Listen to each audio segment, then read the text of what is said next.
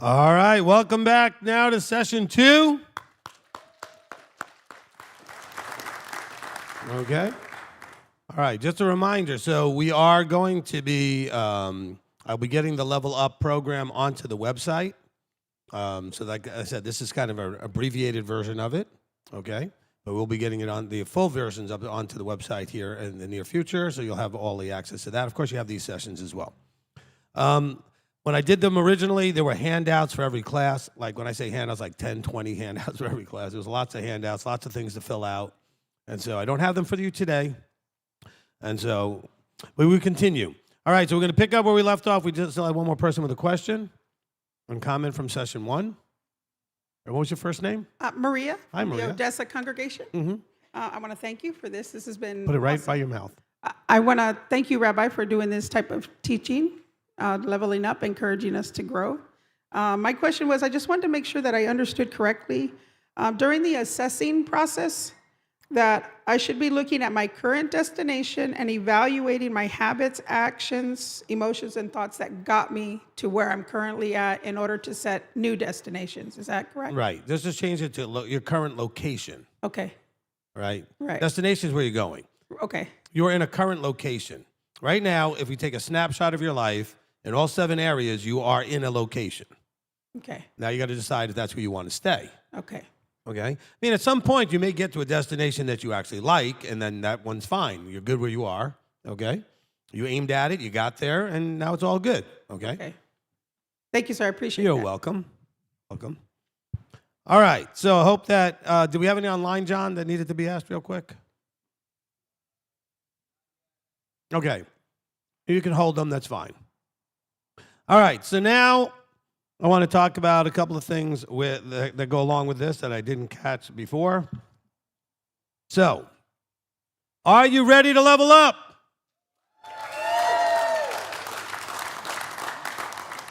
You know, one of the things that my throat is, I do a lot of talking. I have a mechanical issue. Believe it or not, I was diagnosed as someone who should not be talking or loud talking or yelling or singing, and that's all I do. So there you go. So no, I'm not sick or under the weather. It's just a physical, if you ask Shamash Uncle Bob, he'll tell you that I lost my voice by the end of every Sukkot, every feast, usually. So with tea and other things that I'm doing, it's working fine. Anyway, so what I debated with myself when I first did the class is I don't really love the idea of the cheerleader speaker, right? And the one who's up there like Tony does sometimes, Tony Robbins, he's like, he gets everybody cheering and all this. Because then you're all hyped up until you go home, and then what's the point? I want you to get that all out of yourself, all right? So anyway, so are you ready to level up? Well, here's what you have to do. You have to get leverage on yourself. That's how you do this, right? So how do you know if you're ready to level up? Is leveling up what you want or need for, is leveling up a want or a need? Okay, we get back to that tolerance-intolerance thing. We do what we need to do. Occasionally, we do what we want to do, but when there's something, I'm talking about something where you don't really want, right? Something you want, you just do it.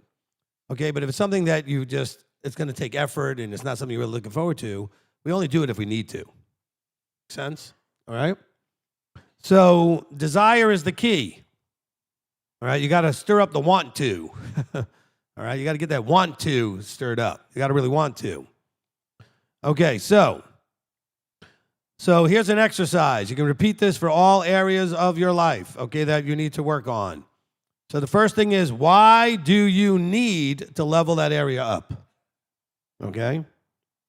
Why do you need to do it? What's the driving force? Now, I have goal sheets, target sheets that I gave for every level and every area of your life, and in them, there was questions like, okay, why do you need to do it? Well, where do you want to go? Why do you want to go there? All right? Why do you want to go to that new destination? How, this is part of your leverage, how will you and others benefit from your leveling up? If you level up your health, how's it going to benefit you and others? If you level up your spiritual level, your relationship level, your finance level, right? All these different things. How will it benefit you and others? Remember, we're building leverage. Leverage only comes in 2 forms. Carrot, stick. Okay? So first we're looking at the carrot. Why do you want to do this? How will it benefit you and others? Then we look at the stick. what will it cost you if you don't do this? What is the price you're going to pay if you don't level up? If you don't address your health, finances, relationships, spiritual, whatever. You don't address those 7 things, right? There's a price to pay. So you need to understand, you need to convince yourself, not just listening to me. You need to understand you're going to pay a price either way, all right? So part of the leverage is convincing yourself, there's a cost to not doing something. There's a cost to doing something, okay? Maybe there's a good time for me to mention something. The one thing that I really learned when I took economics, okay? I was in college, took economics 1, and I remember one thing that I've used all the rest of my life. It was a thing called opportunity cost, okay? Now, in economics, they use a thing called guns versus butter. Basically, the idea that you can spend money on the military or you spend it on food type of thing, infrastructure, right? Like food type things. They made it simple, called it guns versus butter. Point is, you couldn't spend the same money on more than one thing, all right? So every choice you make is a choice to not do something and to do something, all right? Okay? So if I choose to stay right where I'm at, I'm choosing not to do something else. If I choose to do something else, I'm choosing not to stay where I'm at. If I choose to be up here talking to you, I'm choosing not to do something else. I mean, I could have scheduled something else for this time, but I chose to do this, right? And so actually even my choice to do level up was a choice to not do the Deuteronomy readings, right? Which is what we usually were doing. So there's always an opportunity cost. There's a trade-off. So you need to understand that everything has a price. Okay, one person was talking about, you think it's a lot, the cost of being successful? Wait till you see the bill for regret. Okay? You got to pay the price anyway. Why not pay the price towards what you really want? All right? So you need to get leverage. All right? You need to get leverage on yourself. So if you say to me, well, I've tried to do this, and you failed. Why? You didn't have enough leverage. So you got to fix the leverage. So the number one driver of leverage is the compelling why. Why is the fuel. All right? Your reason. Well, I'd like to get a better job and make more money. Well, everybody might want to do that. Why do you want to do it? What's your why? What will it do for you and others? What's the driver of this? Okay? I want to quit smoking. Why? Well, because I know it's bad for me. That's not compelling. I really don't want to die. Okay, that's a little more compelling. All right? I don't know. I mean, some of these things aren't even compelling. I watched a person, you probably know people like this. My wife and I were sitting on a park bench, we're having a little snack that we picked up somewhere, and sitting across from us is I remember if it was a man or a woman, doesn't matter, sitting there, taking the oxygen off so she can smoke. I'm like, okay. I guess the oxygen on your face wasn't compelling enough to realize that you probably shouldn't be smoking. Nobody can decide what level of leverage you need, what will work for you. So don't come to me and ask me to help you with that. It's got to come from in you. Leveling up all has to come from inside you as to what level you want to go to, where you're willing to stay at.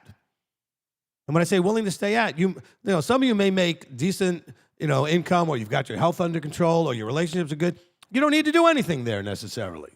You might look and say, what can I do to make it a little bit better or something, but you're pretty much in a good place. But some of these 7 areas are definitely jacked up and you need to work on them, right? And so, those need the most effort, especially the ones that are needing to get up to 0. Remember on the chart?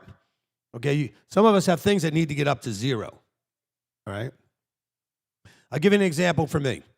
All right, I'm now down from the heaviest I was, and boy, somebody showed me a picture when I met them years ago, and we were both balloons relative to, where we all look like now. But the thing is, I was at that point in my life thinking, I can't believe at like 60 years old, I'm asking my son or daughter to come here and pick something up for me. Because it wasn't so easy for me to just bend down. It was because of the weight. I lost the weight. I don't have any problem picking anything up anymore. I had to have leverage. I mean, I let myself sit at that weight for a long time. Now, maybe it's not a big deal to you, but where it was for me, and that's right now about 40 pounds heavier than I am now. 30 pounds heavier than I am now, okay? But in that case, though, the leverage was, this is ridiculous. If I'm already like this and I'm only 60, imagine, all right? So I got some leverage and said, I'm fixing this problem. Now, bear in mind, okay, the fix is not a diet, for example, with health, okay, or going to the gym once. The fix is a lifestyle change, right? Thoughts, emotions, actions that are habit forming, okay? I didn't lose 30 pounds by dieting. I lost 30 pounds by changing my eating habits to a new lifestyle. And don't ask me just all the details of what I do, because what I do may not be working for you, all right? I don't know how many of you could just drink a large shake in the morning and just have eggs at night and be happy every day. It doesn't bother me, all right? It works for me. You could ask me what I put in my shake, but you know what? You know what? One of the things I would tell everybody, everything that I can swallow in a shake instead of in a pill goes in the shake. So just simply any supplementation that I can get in a powder is what I put in the shake. So I'd rather, instead of eating a ton of vegetables, I have a green powder, okay? So anything that I can have in a powder goes in the shake. It's as simple as that. Especially if I get a better quantity by having it in a powder as opposed to having to break down a whole bunch of food or whatever to do it. Because you may wonder what's in my shake. Well, over the years, I just kept adding more things as I realized this. Hey, that sounds healthy. Is it in a powder? Good. Right in the shake. Right? It's like the kitchen sink, type of. It's the catch-all for everything. And with all the stuff I put in there that has flavor, it tastes flavorful enough. I don't taste any of those things, okay? But that works for me is my point, right? You got to figure out what works for you and then turn it into a lifestyle change. It's a lifestyle change. It's not a temporary fix, okay? If I wanted to make a leap, I might make the leap by, for example, in losing weight, I might fast for a couple of days. But you know what? I fasted for lots of days and gained it all back. I did a 7-day fast. 7-day, I think it was even a dry fast a couple of years ago. And I lost, I don't know, like 12, 13 pounds, 11, 12 pounds in those days. And I gained it all back in the next 3 days. As my body redid whatever, and I just wasn't behaving properly with my eating.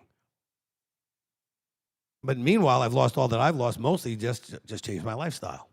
And my body is readjusting to getting, using what it needs, right?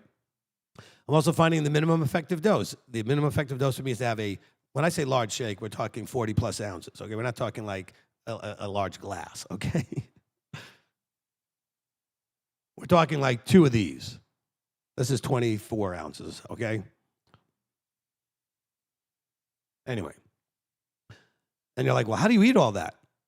I don't know. That's me, right? I can do it. I don't recommend it to everybody else, okay? So this is all about, as I said in the beginning, it's personal. It's you. It's you, okay? So you need this leverage. So the question is, are you ready to pay the price of leveling up? Are you? Not very good cheering going on here. I don't want to pay a price. All right, if not, you're going to pay the price of staying where you are. Okay? You're going to pay the price anyway. And that's really a reality you must fully embrace. You're going to pay one way or the other. You cannot avoid paying the price. All right? Complacency has a price, and activity has a price. Okay? Doing has a price, not doing has a price. I mean, I could just sit here all day just saying that, and maybe you'll get it, right? You have to understand that one way or the other, you are paying a price. There's no avoiding that, all right? All right, so who do you have to become to, who do you have to become to reach the next level? Well, first of all, you have to understand how you feel about your current level. So if the current level doesn't have a whole lot of, I hate this and I don't want to be here, and it's not, you have a little bit of tolerance for it, well, then you have to leverage yourself and say, wait a minute, but what is it costing me if I don't fix this? Now, This is important, right? Remember this timeline?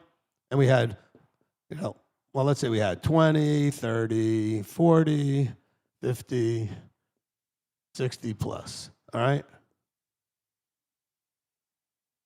Wherever you are on this list, in the now, this is your destination point where you currently are. Let's say you're currently here.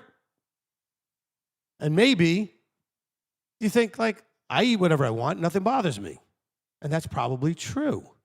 But if you keep doing that, what's that going to look like here and here? So that's how you get your leverage. Maybe your finances are okay here or here or something, but is it enough to get you over here? So you may be feeling okay in the moment, and say, yeah, but how's that going to play out in the extended timeline? Because you know what? I could make this all the way to, say, 90 plus, because most people are getting there now. A very high percentage. So how do you get your leverage? Okay, so I do something that I call, or I recommend to people do something I call time warping. Okay, time warping. So that's my way of wording this thing. So time warping is simple. You project yourself into the future in terms of actually thinking about, okay, I'm 60 years old now. What's life like? I'm 60 years old. Where am I living? Am I married? May or may not be able to control that, but you see how that plays out. What's my health like? What's my finances like? What's my relationships like? Whatever your relationships are, what's my spiritual life like? My community life, all these things. Project out based on where you are now. Don't say where you magically think something's going to change between now and then. If nothing changes, what does that look like? Okay? Because some of you are thinking, oh, when I'm retired and I'm going to go on cruises and vacation, but not what you're doing now with your money or not. Okay? So I want you to think about 10 years ahead of wherever you take your age, add 10, add 20, add 30, whatever, until you get to whatever the end is, okay? Whatever you're projecting out, go at least to 80 plus, 90 plus, okay? And ask the question, in that area, let's say it's health, what I'm doing now, what is my likely health going to look like then? We have to project out into the future. Because I don't know about you, but I remember when I was young, I ate anything, everything, nothing put any weight on, nothing bothered me, nothing anything. But that's, when I turned 30 or so, changed. And all of a sudden, eating pizza every day didn't work so good. Okay? And I mean that literally. I ate pizza like every day. And so it didn't have a problem for me when I was 18, when I was 20. Not really good if I tried to do that now at 60. Okay? So you must use this thing called time warping that I say. You have to project out into the future. Where is this lead? In other words, I'm trying to project out. If this is where my location is, all right? Your current location is here. If you do nothing different than what you're doing, it's already leading to a destination. It already has a destination. You need to be aware of it, though. I want you to be aware of what that destination is, whether this is your relationships or your health or your finances, your spiritual, community, all those different things, right? This is leading somewhere. Where? Most of you guys are like people that just get in a car and start driving and never think about where you're headed. You know what? If I get in my car and start driving north, I'm going to end up in the northern states, right? I'm going to end up like in maybe Ohio or Pennsylvania, New York or something. I mean, if I head up north. Depends on if I slip a little bit west or east, right? I'm not going to end up in California or Arizona if I'm headed north. So the car you're in, the vehicle you're in, you're the driver. Some of you think your car's on autopilot and you're not driving. But it's going somewhere. You might want to figure out. It's like getting on a bus. Did you read the sign on the front of the bus to know where it was going? You wanted the bus that wanted to go downtown. You got on the bus that was going uptown.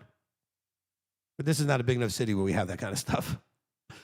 Okay, but in New York, you got uptown buses and downtown buses. All right? So if you want to get on the wrong one, I'm not saying that. If you want to get on the right one, you got to look and see where is it going. I know I'm repeating myself. This has to penetrate thick skulls, okay? You guys have to understand. you are already headed towards a destination in every one of those areas. Embrace that reality, and now you decide to take control of the driving. Turn off the autopilot, grab the steering wheel, and drive. All right? Okay. Another big piece of this, right? And then I'm going to read you some other bullet points I've got. But another big piece of this. It takes courage to do this. Okay? You're going to have some courage to address the realities of you. And some of the things you may have already screwed up pretty bad, which means you're going to have you're down in that negative place. You're going to have a whole little walk to get up to that zero, okay? Don't get all mad at yourself. You did what you did. Okay, let's not beat ourselves up for the past. Embrace it as truth. That's what happened. That's how you got there. Now, make different choices. You'll end up someplace else, okay? I mean, you can have enough leverage of saying, man, those decisions got me here. I better have enough leverage to say I better really take control of my decisions. I don't want to just end up somewhere I wasn't planning to be. How many of you are in areas of your life or in places you had never intended to be? Almost everybody, okay? That's because you let it go to autopilot, okay? You did not consciously take control over it, consciously address things so that you are actually in control. So I want to make sure that we got that. Now, let me see where that other sheet is.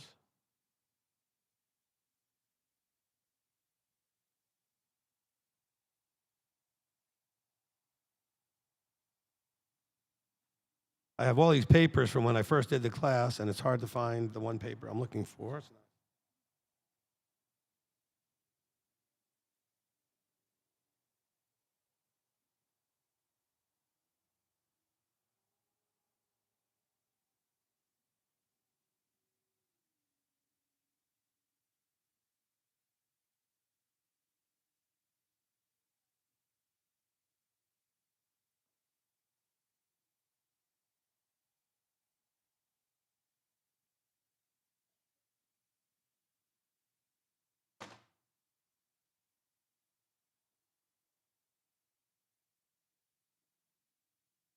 It's here somewhere.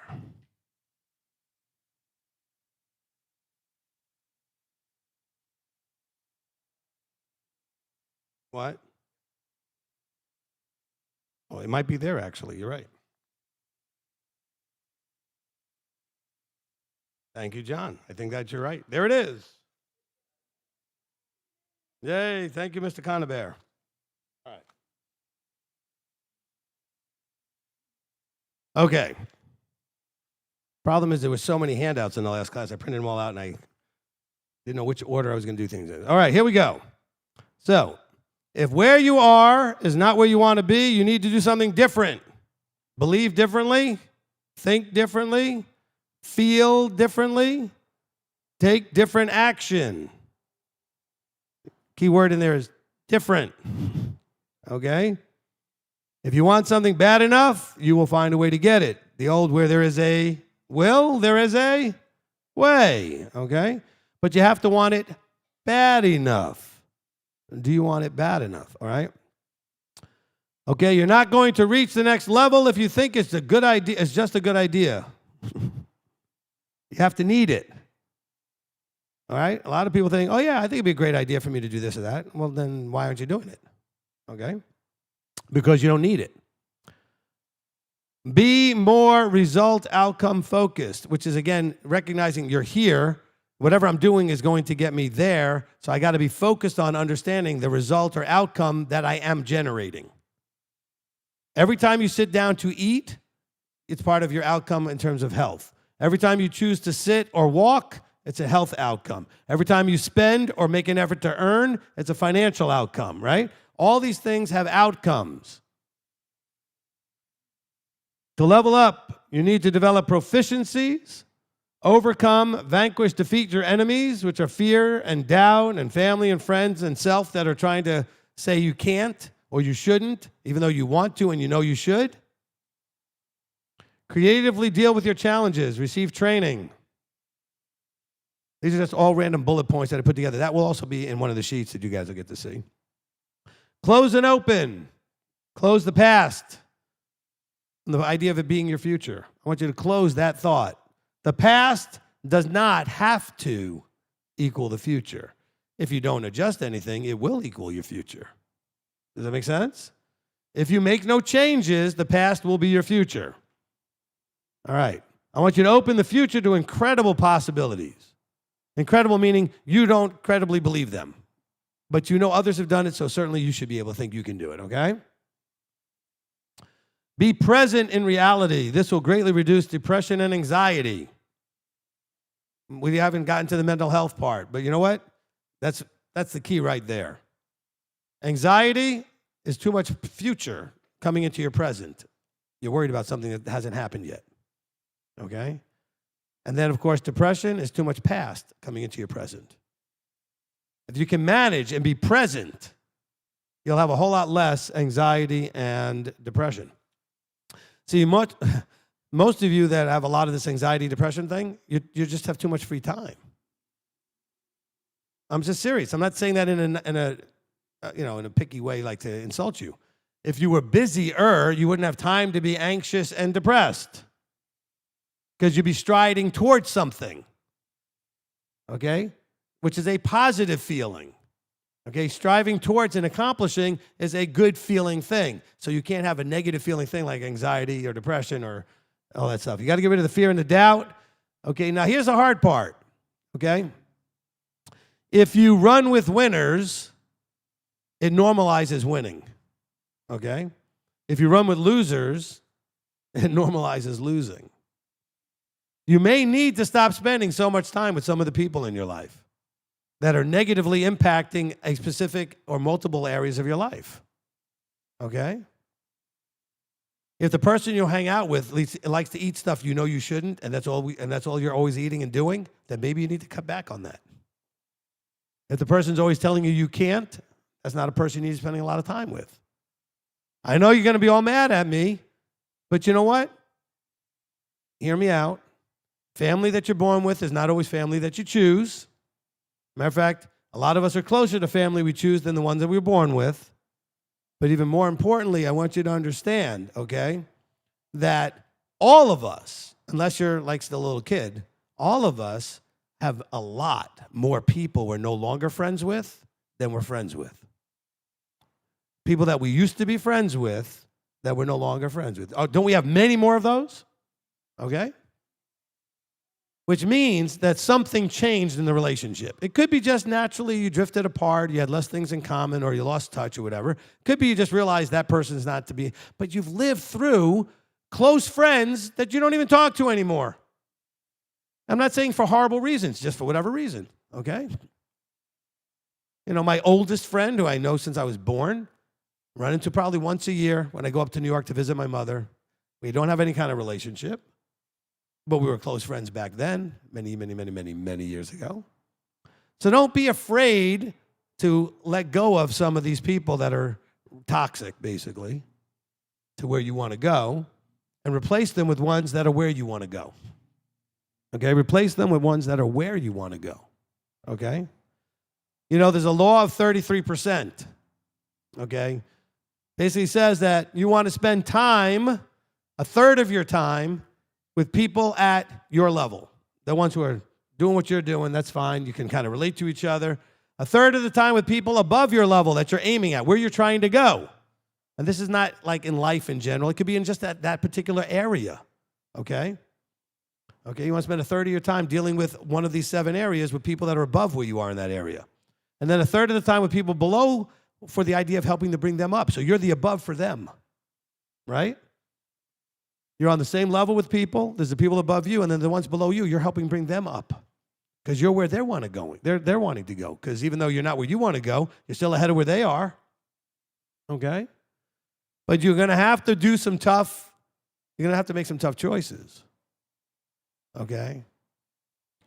Successful people, part of the reason they're successful is they hang out with successful people in whatever area we're talking about, all right? So like right now, with the things I'm doing with my health, I'm doing it with a few other people that are also doing stuff with their health. And so we're on the same level. Those are ones on the same level. And we're listening to and reading and watching and paying attention to people that are on the level that we're going towards. So we can learn how they got there, right? So I'm sorry to tell you this, but you may need to cut some of the fat. And I mean like the people in your life, right, who are just not helping, okay? Let's see.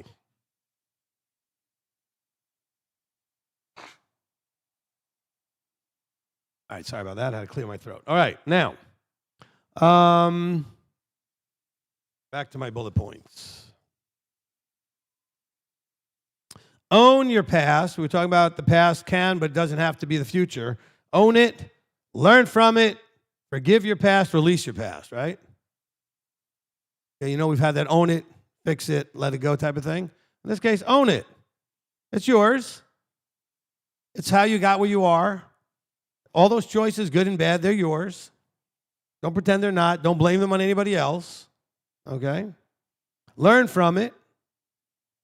So, by the way, learn from it. For some of you that are dealing with trauma and stuff, some of the choices you made at a very young age, give yourself a break and realize that expecting a person at that age to make a different decision was probably very ridiculous type of thing, okay? Under really horrible situations, a child really only has a very limited idea of what their own power is to say no or to stop something. And don't beat yourself up there. Why did I let that happen? Well, because you were 5. Okay? Now you're 55. Would you let it happen now? Of course not. But you're not 5. You've learned where your own power and strength can come from. And you're also not this tiny little thing, and everybody's giants. You're now the same size as everybody. You're on the same level in the battlefield.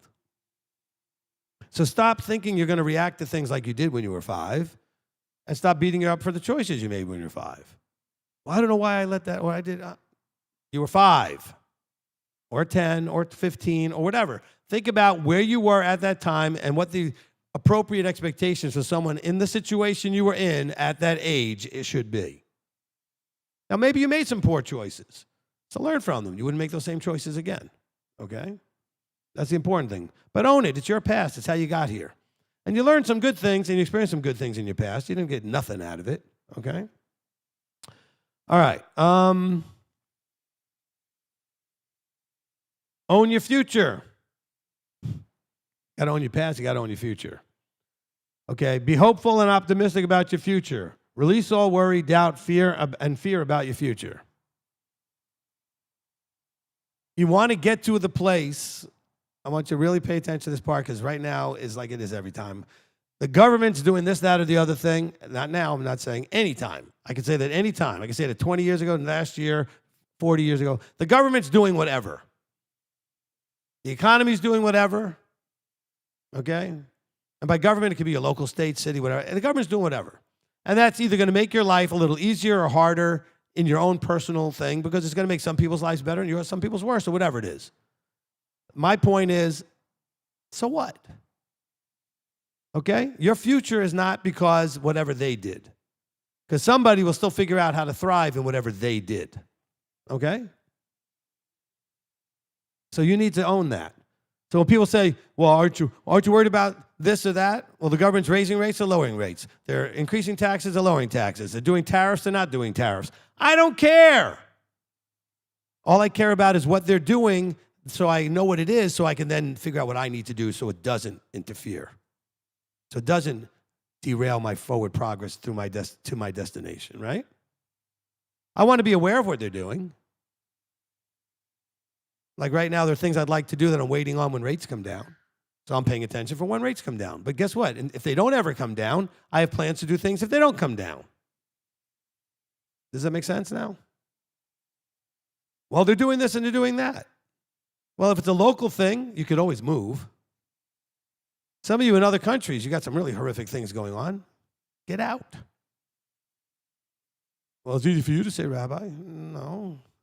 I mean, Israel was in some pretty horrific things in Egypt, and they got out. Well, God will open a door for you too, if you actually want to get out. You got to get out, though. Okay? Figure out a way to thrive and handle what you have, or get out. Go somewhere else. I always think about a friend of mine. I met this guy in New York or somewhere one time. He was living in Florida. He was a new construction ductwork guy. Like I think he did ductwork in new buildings. And I happened to be living in Nevada, and I ran into him there. And I go, "What are you doing here? I thought you were in Florida." He says, "This is where the work was."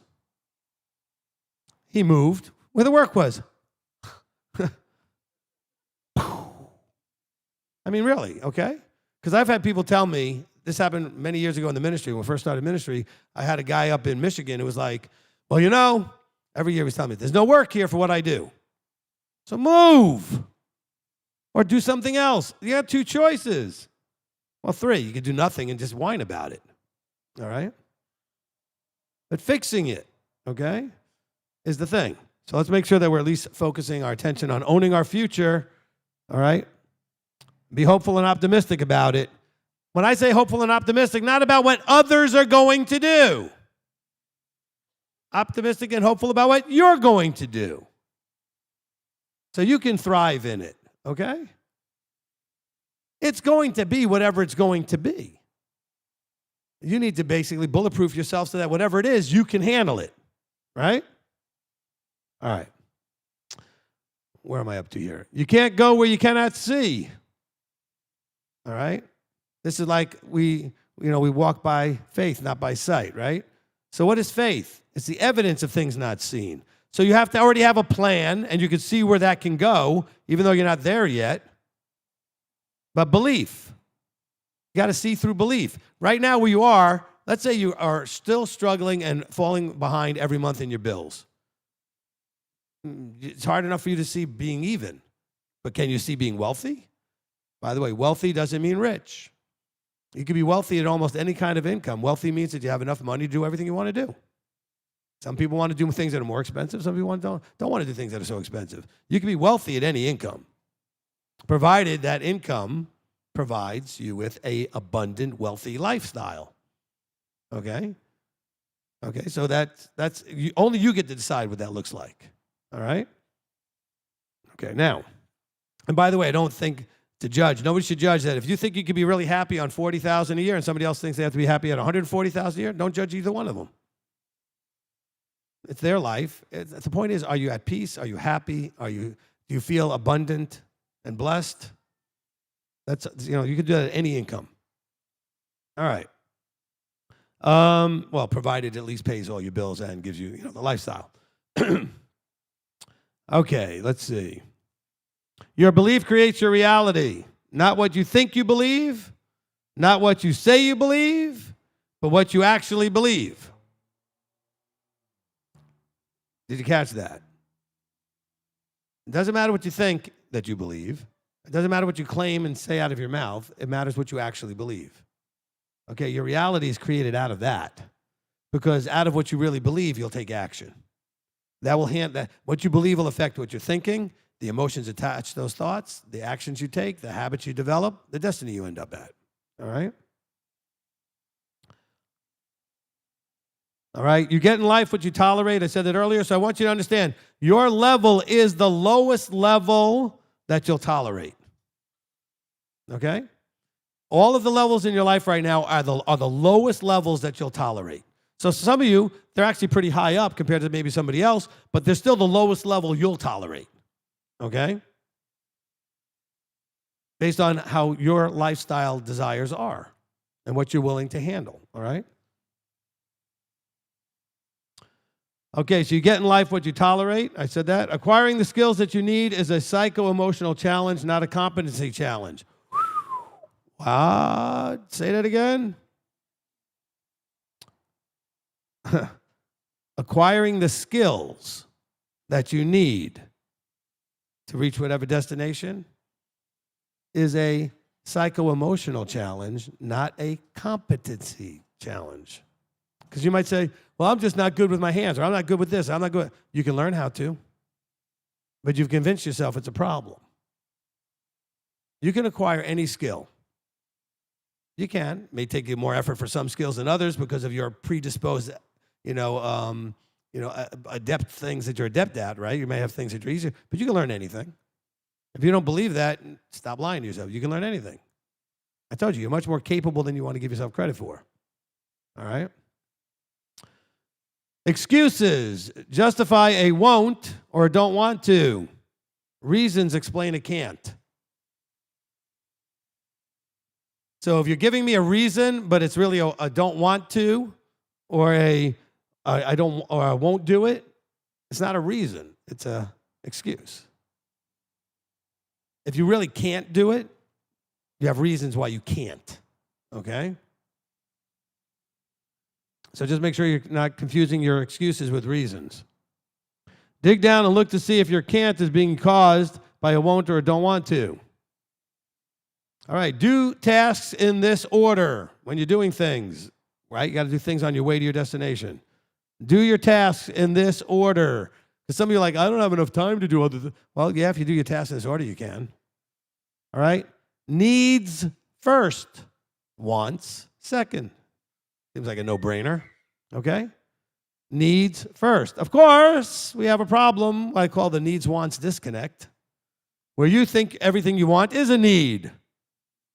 There are very few things that are needs, right? You need shelter, you need food, right? You need clothing, you need transportation, you need sleep. That's pretty much it. Deal with your needs first. Everything else are wants. Okay, first do that which is needed to be done. Begin with what you least want to do. You really want to grow? Start off always doing the thing on the list that you don't want to do the most. Whatever the thing is you really don't want to do the most, do that first. Two things will happen. One, you'll feel good about the fact that you got it done. Two is you'll be like, wow, I got the thing out of the way. It's not, otherwise it looms out in the future. All day, you're like, oh, I have to do that. How about just get it out of the way? You're like, oh, wow, it's all done. Get it done first. All right? All right. Then do what you want to do. All right? After you do all that stuff. All right. Make incremental progress. Moment by moment, hour by hour, day by day, week by week, month by month, etc. Make incremental progress. So, for example, you got some big goal. All right? So,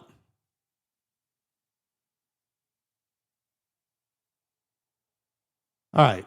So you can have X, all right? Put it up higher.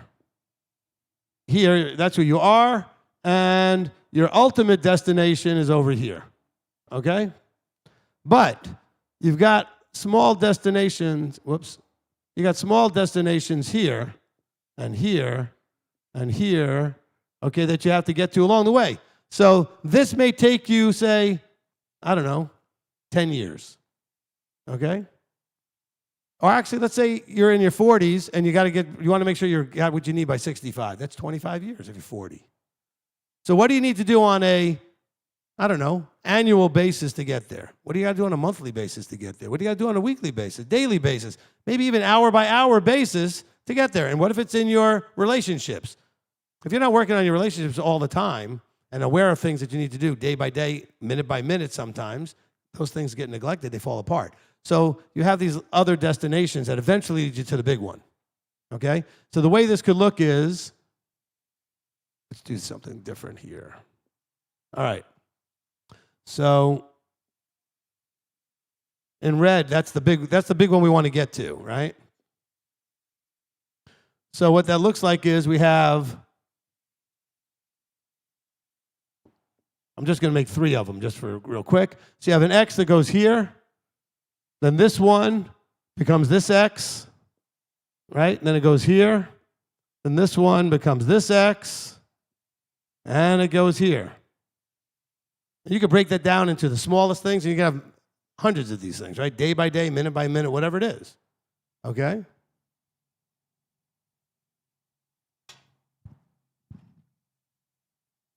Incremental progress. Use it the same way. I'll give you an example. Somebody said to me after I taught a little bit about dry fasting and how great that is and all this stuff, said, oh, I want to do a 5-day dry fast. Well, I don't know. What's the longest you ever fasted? Yom Kippur? 1 day? All right. Why don't you try, I don't know, 2 days? And then see how you do. Maybe 3 days. I'm going to do 5.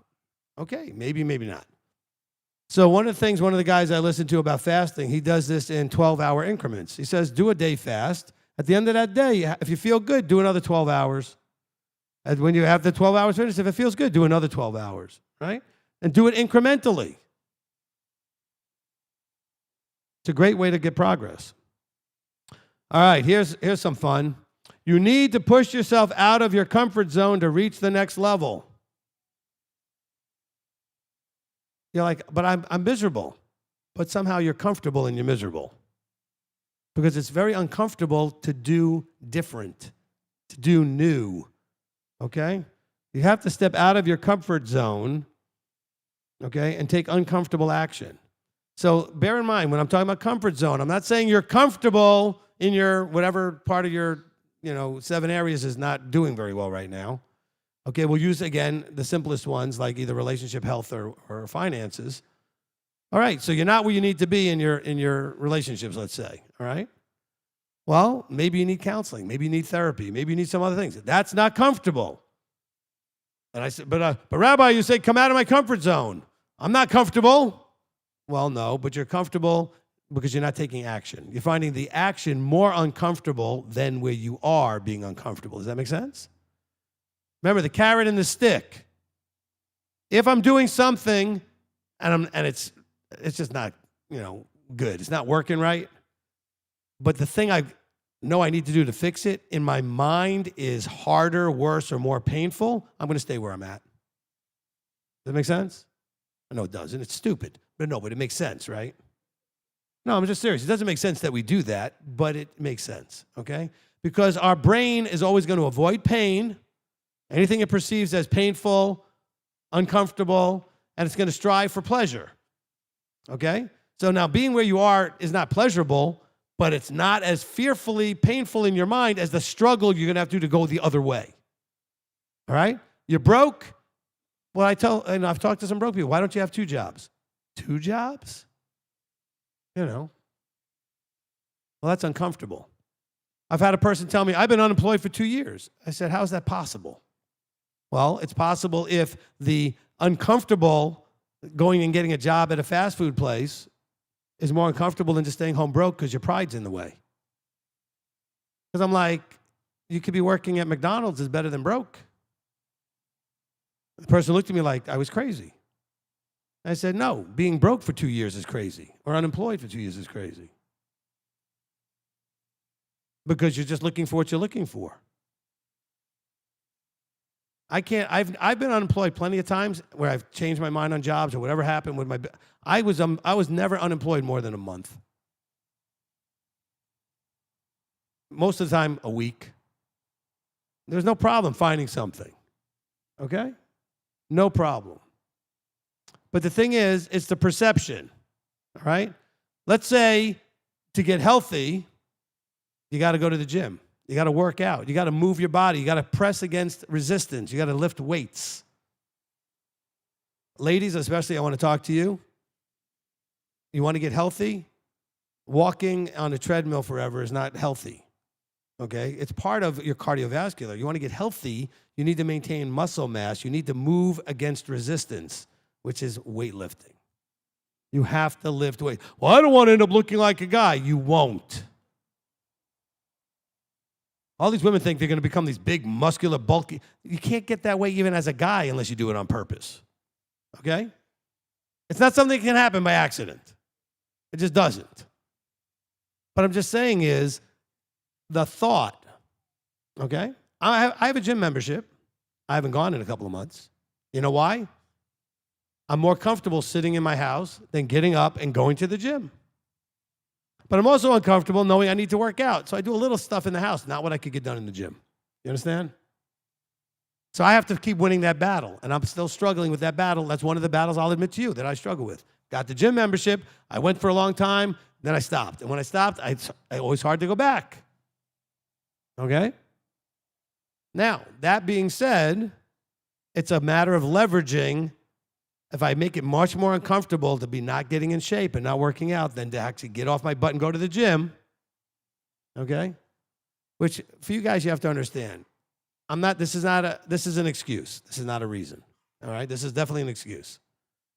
As a red, it takes time to get to the gym and then to come back. I don't have a problem with what I do at the gym.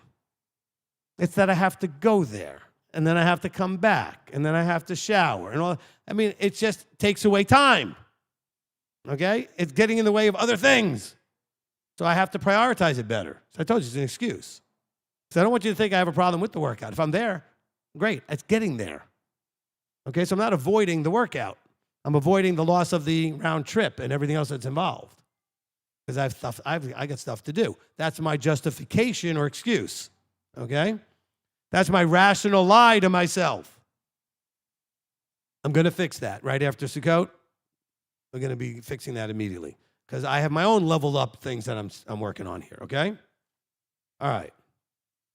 You got to have to get out of your comfort zone to reach the next level. You got to take uncomfortable action, okay? Again, I'm not saying that you're comfortable where you are. You're just perceiving the thing that you need to do to get out of that spot as being worse, more uncomfortable, all right? Well, take uncomfortable action. Let's see, where am I up to here? This is good. And I'll write this on the board.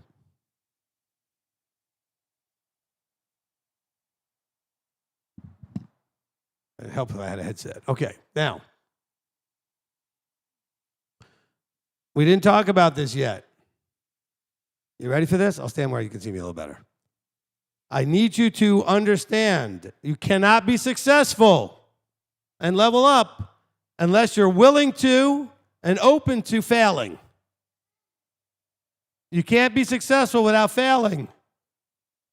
I want you to fail. Excuse me. I want you to fail often and fail big. Don't be afraid of it. You can't fail big unless you tried big. Okay? So let me show this to you. I'm going to make an interesting code on the board here.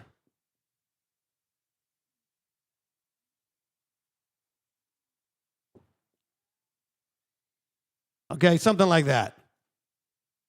Okay, I'm trying to get somewhere. I failed, I succeeded, I failed again, succeeded. That's the journey to the destination. It's not just like S, or F, right? It's a roller coaster of, I failed. Guess what? I learned that didn't work, so I tried something else. Well, that failed too. Now I've learned something else. Oh, now it worked. I did pretty good. And you know what? It still worked. Then it failed again. Well, something wasn't perfect here, but it was kind of working. It only worked up to a point. So then I failed again. Okay, then I learned another adjustment and I succeeded again. You see what I'm saying? All right? I don't want you to be afraid to fail. Nobody has succeeded in anything without failing also. Please receive that. There's not one case that I've studied, elders studied, anybody that I know has studied of somebody that only succeeded and never failed. Zero. Okay? So stop being afraid of it. Well, I'm afraid I'm going to fail. Why be afraid of it? You're going to fail. But it's not a permanent status. It's a observe, learn, adjust moment. Right? We'll put that on here. You guys should all know that, but if anybody's new is watching, right? Okay, observe. So what do we do with observe? It means that we're looking at what happened. I tried something and it didn't work. Okay, I observed that it didn't work. Why didn't it work? Let me figure that out. Let me look into it. I'm going to get this information, so I'm going to learn from it, right? I saw something happen. It didn't work. Why? Let me learn from it. Then, let me make an adjustment and try again. And then we're going to go through the cycle all over again. I'm going to observe what happens this time and learn from it. If it worked, I want to know why it worked. I want to know if there's anything I can do to make it even better. I mean, that cycle is even if it works, right? I still want to pay attention and go, okay, I just did this thing and it worked. Why did it work this time and it didn't work last time? What did I do different? How did that work? Why did it work better?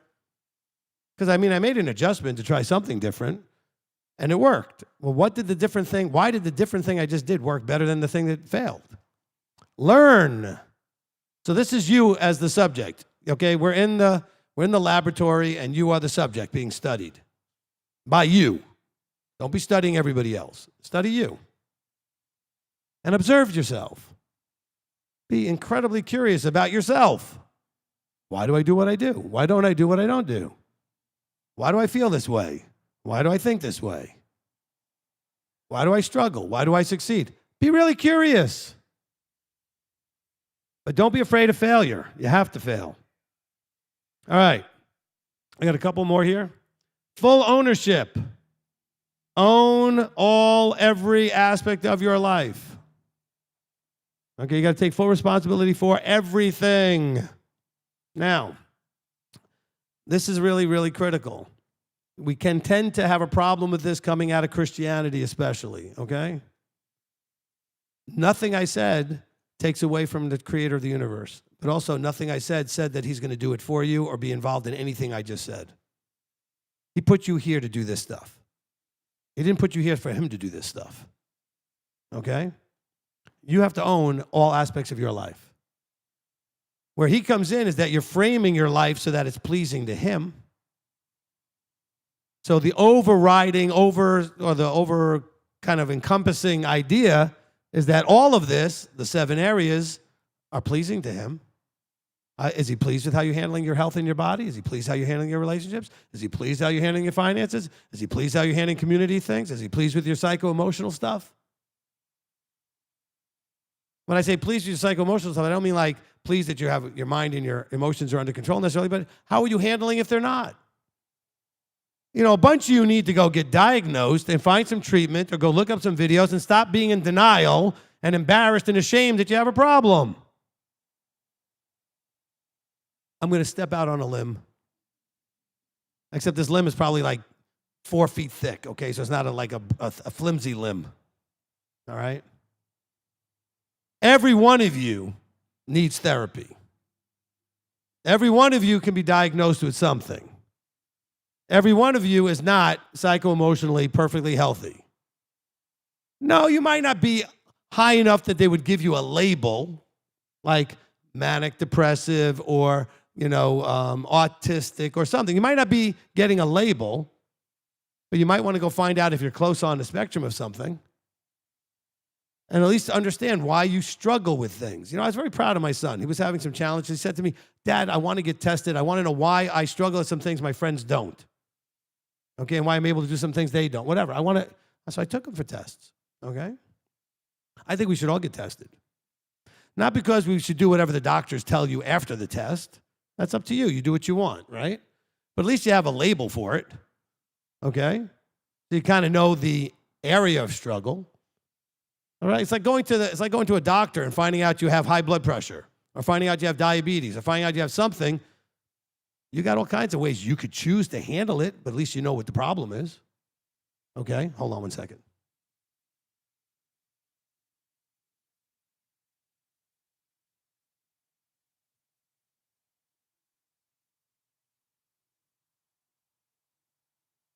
All of a sudden, it's gotten hot in the tent. It was cold this morning, but now I just need to put that fan on. Okay, now. Okay, so realize you have the freedom to deal with the information any way you want, right? Don't be afraid to go to a professional like a dentist, a doctor, or a psychologist, or any of those things to find out how they could diagnose something. And they're pretty good at that. I don't always want to do everything they say to do because I may have my own opinions on what I should do. All right? They're not God. I don't have to do whatever they say. But at least I can find out what they think the problem is, and get tests done. Look, when it comes to health, I get blood work done on a regular basis, twice a year, just so I can see what's going on in my body. I weigh myself because that's a measurable thing that happens with my body. I look in the mirror and see what the body's looking like. Okay? Is it in the shape I want it to look like? Use the data you can get. But just remember, I told all of you, I didn't say you're all crazy. I said you're all dealing with certain levels of diminished capacity psycho-emotionally, areas that are not functioning at full capacity. By the way, that's the same in every area. I don't think anybody here is functioning at full capacity in any of the 7 areas necessarily. Financially, physically, relationships, right? Psycho-emotionally, community, all that stuff. Spiritually, we're all, working on improving these things. Some of them are easier to know the details, like when you can't pay your bills, you know your finances are messed up. Well, how do you know your head's messed up? Well, sometimes your friends might tell you, but then you get all offended.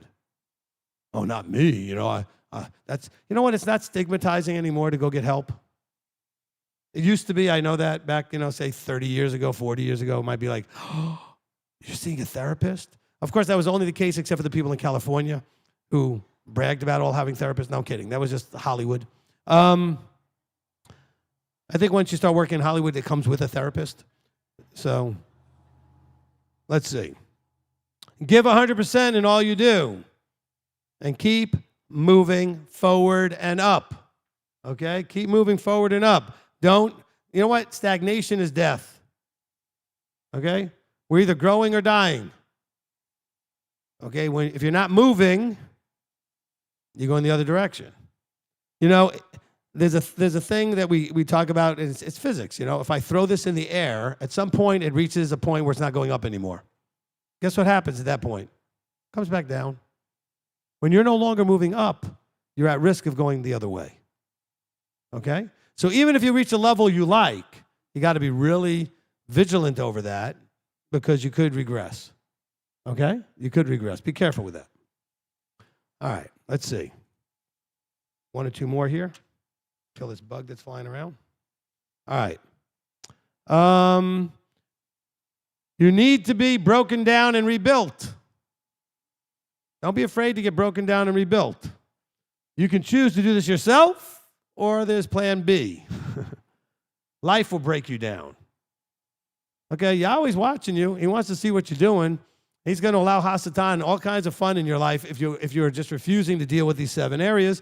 And so a door gets open for all kinds of things to go wrong. It's kind of like Murphy's Law. If you don't deal with something, Murphy moves in, and then whatever can go wrong does go wrong. Okay? Anybody broke without an emergency fund, you probably deal with Murphy on a regular basis. You want to keep Murphy away? Have a good emergency fund and good finances. And then somehow that just doesn't seem to invite him in. All right, now. So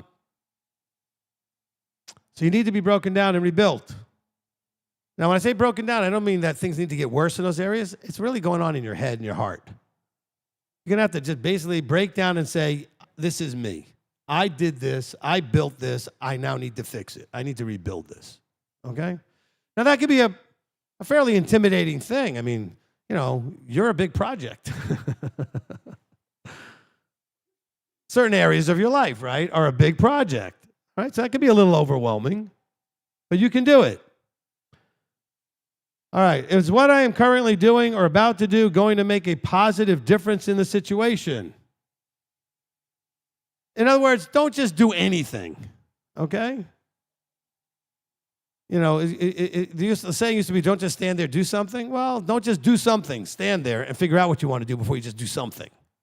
Now, I did say a moving vehicle. Yes, once you've decided I'm going forward, you already have the vehicle moving. You're now looking at the future and looking at things. But think about things, evaluate it, right? Assess. Okay, this is the situation. I got to stand still for a minute, assess the situation, figure out what I need to do, try, then go out and try something. All right? There's a lot. So when you go to do something, you have to ask the question, is this likely to make a positive difference? Is it likely to get a result I desire? Okay, and you got to be honest when you're answering these questions. So for example, I'll use a very easy, mundane example. All right, you go to make a post. No, you go to respond to somebody's post. Somebody posted something on Facebook, and you're going to respond. Now, if it's an encouraging, positive response, great. Your intended result is they're going to see your response and feel good and know that you thought of them and said something nice. What if you want to say something corrective or against whatever they said? You should be asking the question, what result am I going for? Same thing if you're making the post in the first place, okay? Why would you make a post? There has to be a reason to make a post. What result are you going for? I want to share people pictures of the fun I had at my birthday. Okay, good.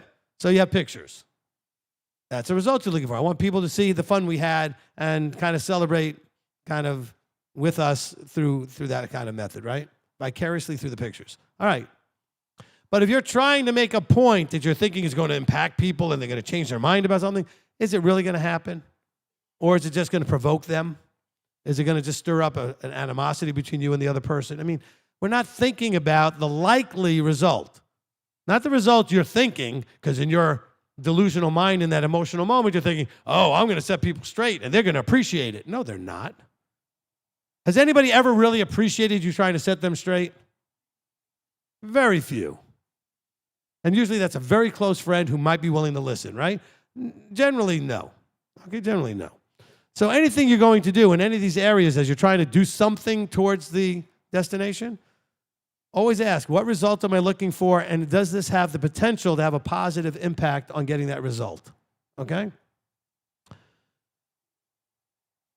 Okay, most people dream but are unwilling to do.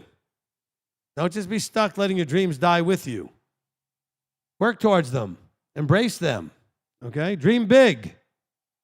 You know, I think we beat it out of kids. I mean, kids start off dreaming big, you know? And then we tell them, no, you have to live in reality. That's not possible. And then the world tells us that we're stupid to dream. We're just foolish. Not stupid. We're just foolishly dreaming. No. Dream big. You know what happens if you dream big and you miss? You're way ahead of where you were if you didn't dream big at all. If you aim at a goal that's too far and you fall short, you know, let's just make sure we see this, right? This is my dream big, way over here. Now remember, I'm here right now, okay? If I dream small over here, okay, I might hit that, no problem. If I dream big, what if I dream big and I get to there? Is this spot a whole lot better than where I'm at? So that dream big pulled me this far. Dream small only pulled me this far. Okay? I'm over here when I could be over here. So don't worry about dreaming big and falling short, because some of you will beat yourselves up. I'll counsel you and be like, oh, I set this goal and I fell short. I said, yeah, but you already grew so much. I mean, yeah, you didn't get there. Good. Stop where you are now, put the X there now, and figure out how to aim at the rest of it. Just move the X over. I'm not going to go over and draw it. I'm tempted to, but we'll just leave it alone. Okay, just move the X over and take another shot. All right. What else I got here?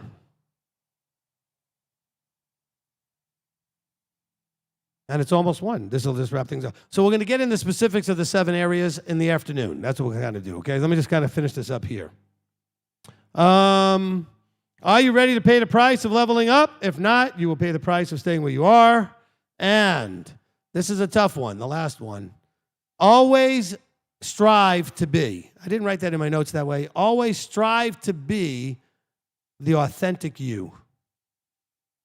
See, a lot of you are not being the authentic you most of the time because you're too influenced by your culture, your parents, your friends, your whatever. Okay? Some of the reason why people really struggle with me is because I'm very much me all the time. Okay?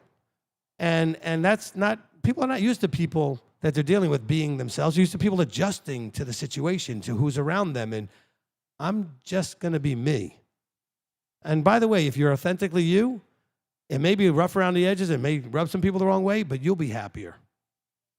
Then take that authentic you and grow it, level it up so it's better. But don't put a mask on and pretend to not be you. Don't be some version of you that your friend would like you to be, or your mother, or your sister, or your brother, or boss, or whatever. Be you. Authentically you. And a lot of you are like, I don't know who I am. That's bad. Okay, that's a real problem. You got to figure who you are. Okay? Years ago, I tried the other way. I did. You know, it was a time when my wife can tell you, one of the few times she actually saw me tearful. And she's like, what's going on? I said, it's not fair that because I'm the guy up in the front in a ministry position, that I can't just be myself. They expect me to be a certain way. And I said, you know what? I'm done with it. If they all want to walk out, they can. I'm not doing that anymore. I really didn't do it to that large degree, but I did it more than I was comfortable doing it, right? And so you get me being me. And I know a lot of you have had people in front of a mic, pastors or whoever you dealt with in your life, and then away from the mic, they were different. I'm the same wherever you see me because I'm just me. And people are like, well, Rabbi, I hope you don't change in the way you teach. It's the way I teach is me. That's just me, right? Can't do it any other way because I'm being authentically me, which is great, though, because if you like me, you like me.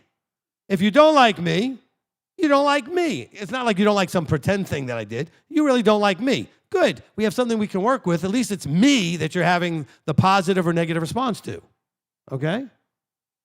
I don't have to worry, though, about if you like me or the show I put on. If you like me, you actually are okay with all that comes with it. And by the way, when I have you guys in dating counseling, like vetting counseling that we do before you get married, when you meet somebody, I tell you all the time, be as authentically you as you can. Don't put on a better show for that person. Because once you get married, the real you is going to come out. And that could be a problem if you did not show that part of you. Okay? I mean, be you, bells, whistles, farts, warts, everything. You laugh. I'm talking about whatever it is, okay? If you're normally messy, let them see messy. Okay? Because if you're dating and that person comes over and ever sees your place and it's perfect because you knew they were coming, and that's that way, you never have it that way, that's going to be a problem once you get married. Okay? Be you. Fully you. All right? Anyway, I think it's important that one of the levels that we need to first come up to, that 0, is being comfortable in your own skin being you. Is that fair? Okay? I want you to be as comfortable as you can in your own skin being you. Now, I know we have a lot of questions, and I'm sure that are starting to come up. We'll try to address them at the beginning of the next session, which will be this afternoon after our lunch break, which is going to take place in about 5 minutes. All right, so let me just kind of wrap up what we did today. So today we were talking about the, actually, you know what? I'll go up on the screen. We have it on the other screen. Da-da-da.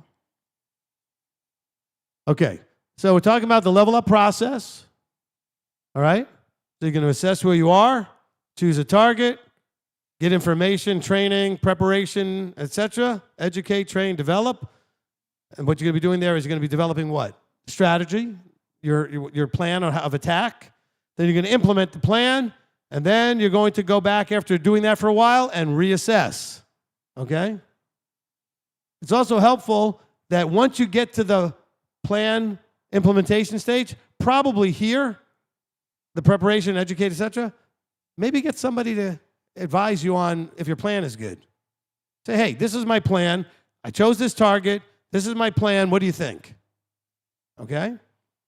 Have somebody in that area that you feel is qualified, you know. Now, you don't have to do that. You could just go ahead and try and see what works and just do the cycle yourself. But it might not be a bad idea to go ahead and run it by. Say, hey, I'm here now. I'm aiming at this.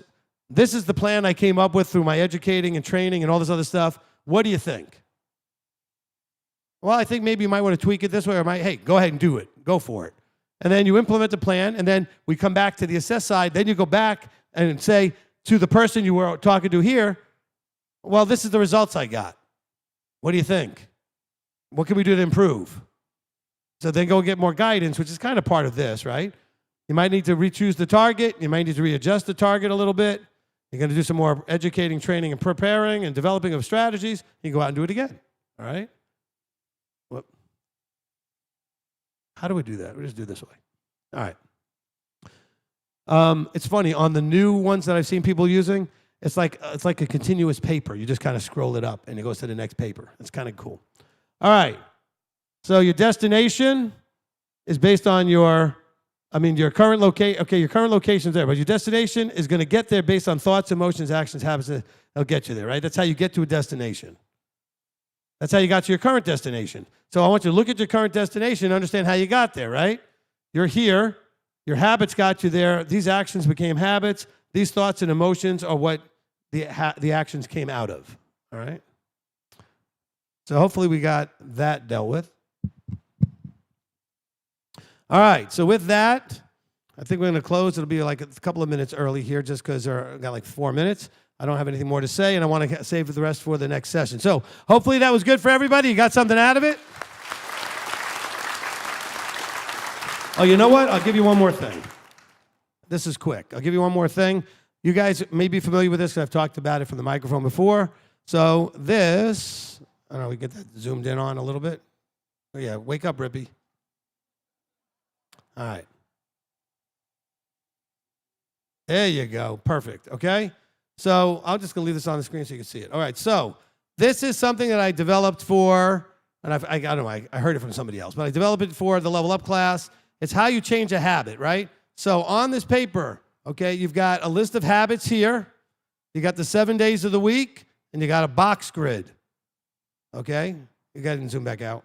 I don't need to look up my nose. Okay. So basically, you could list 7's probably the most that's functional. Okay, you can put more or less. You don't have to put 7. But let's say you had on your list, I don't know. Let's say you wanted to eat differently in some way. Let's say you wanted to only do 2 meals a day. Let's say that was something you were going to do. 2 meals a day. Okay? So you can put 2 meals a day on the list, and then if you did it on Sunday, it gets a check. You did it on Monday, it gets a check. You see what I'm saying? Something that you do every day. Let's say it had to do with your spiritual life, and you wanted to listen to a teaching every day. At least part of a teaching, right? Some of a teaching every day. Put that on the list. If you did, you get a check. If you didn't, you get nothing. All right?